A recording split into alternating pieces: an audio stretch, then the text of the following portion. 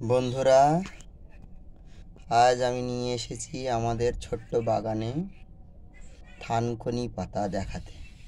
দেখো কত থানকুনি পাতা আমাদের এই বাগানে হয়েছে, একদম ভর্তি শুদ্ধ থানকুনি পাতা।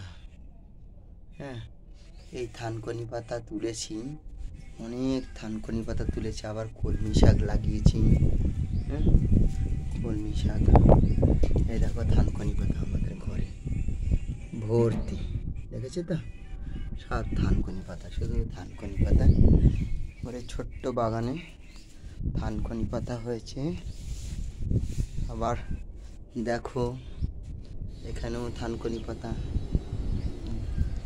থানকুনি পাতা তুলেছি অনেকগুলো। তাই তোমরা কমেন্ট করে জানিও থানকুনি পাতা দিয়ে কি কি খাওয়া যায়, আর থানকুনি পাতা খেলে কি উপকার হয়।